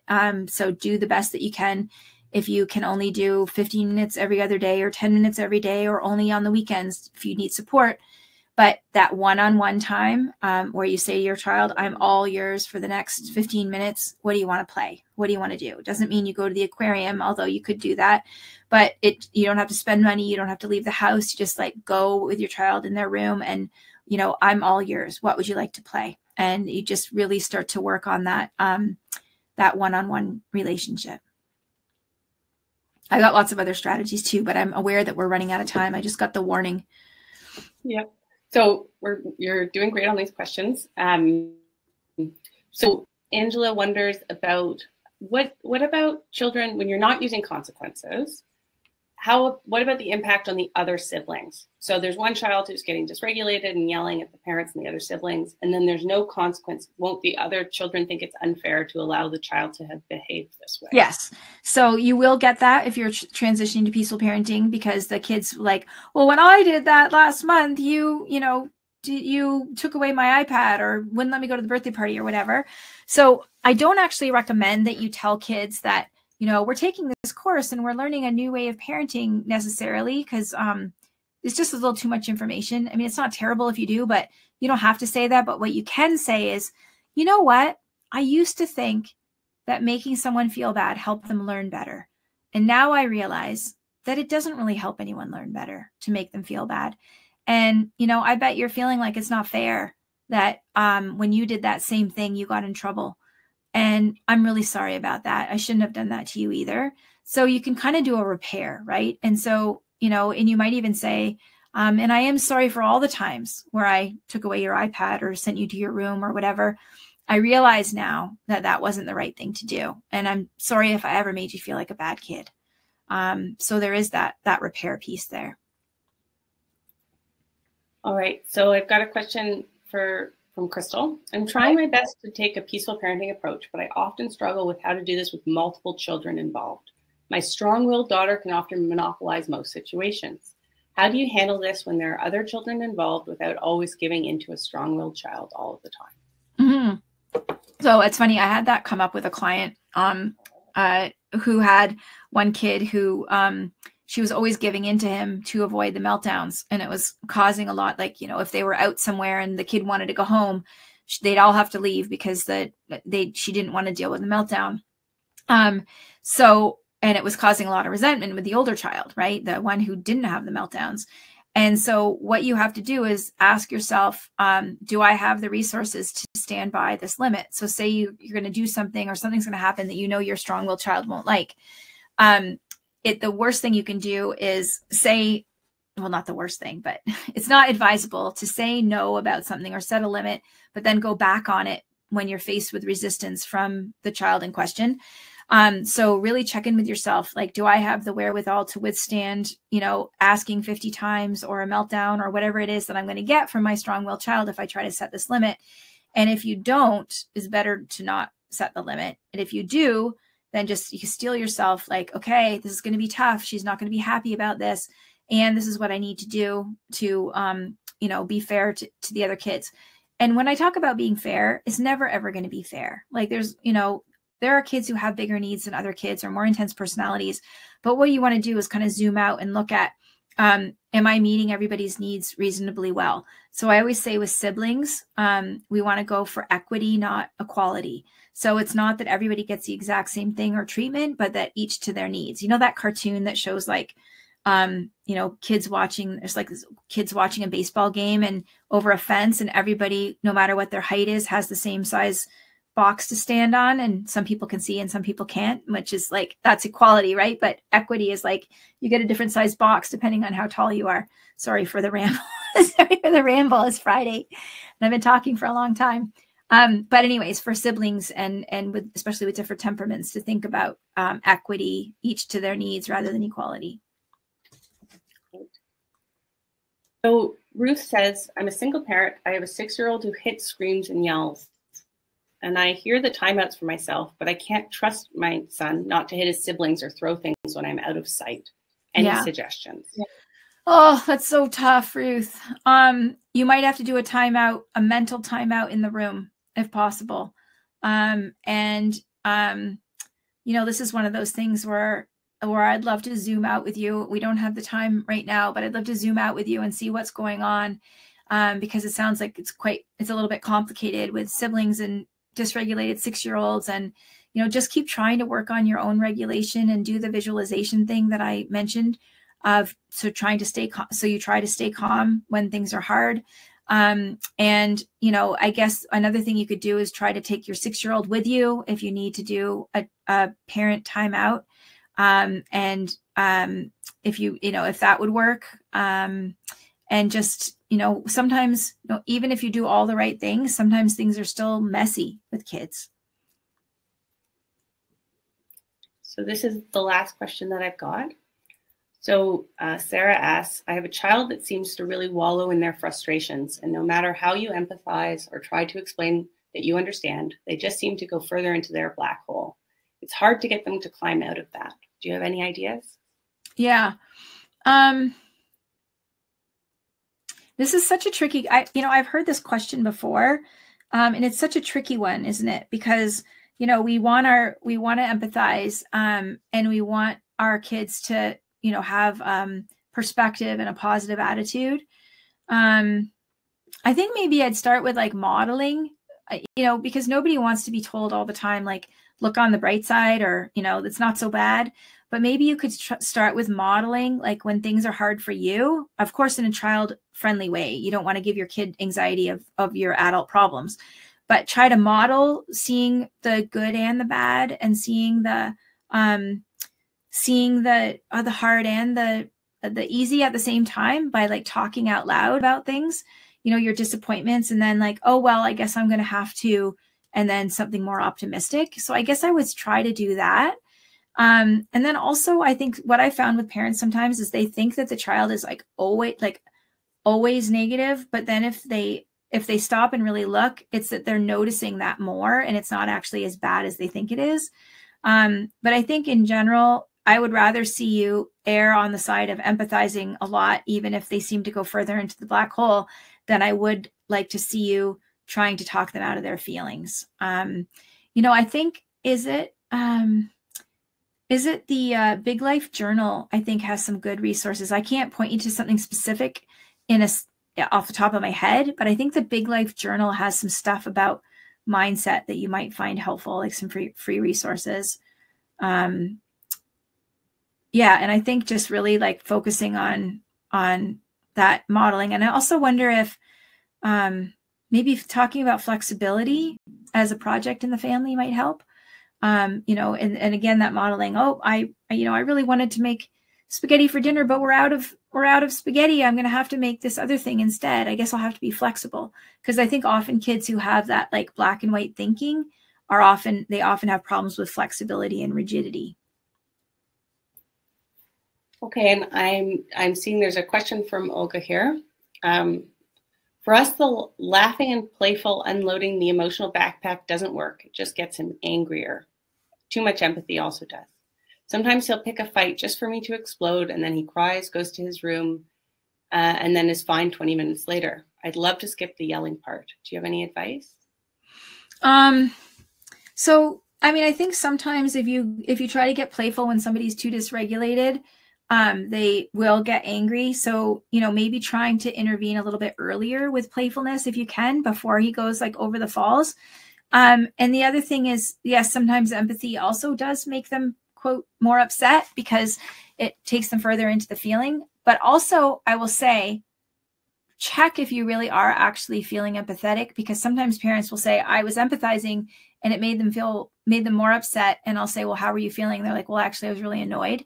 So they might be thinking they're empathizing because they're saying empathetic things, but they're not actually connecting. And so in that case, it's the opposite, that your child is really picking up on that you know, rather than you're truly empathizing, taking them deeper into the feeling, you're not empathizing and it's making them angry because they know you're being fake with them. And then finally, I think it is okay to, and it is okay to let kids have some time. And I would just, if he goes off to his room, I would go in a few minutes and just say, you know, knock on the door and say, hey, you know, that was really hard out there. I'm out here if you want to hug or if you want to talk.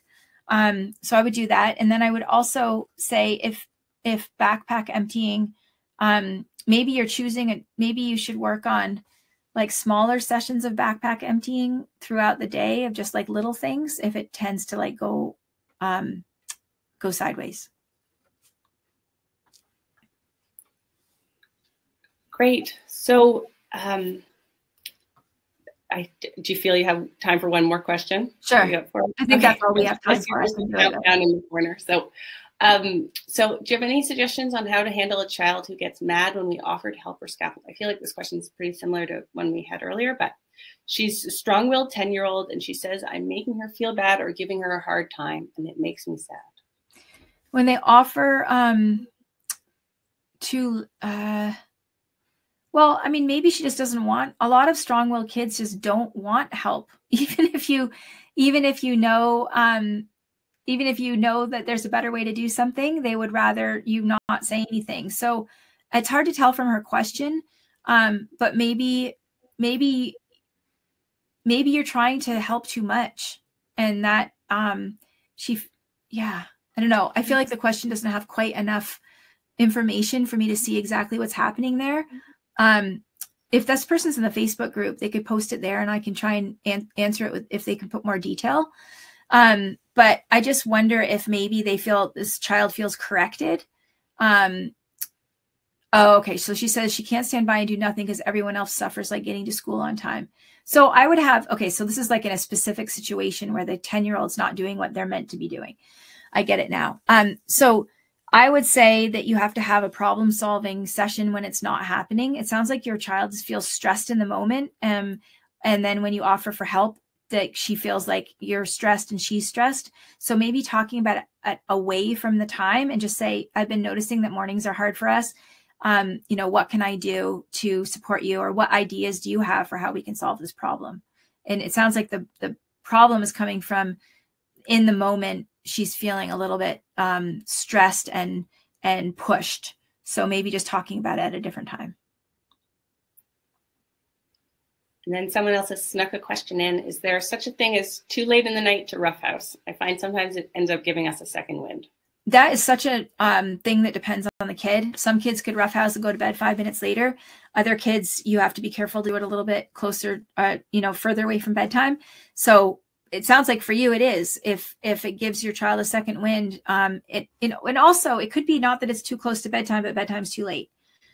Because if you miss the window of getting them to bed, then they get a second wind. So it could be maybe not the roughhousing, but that the bedtime's too late.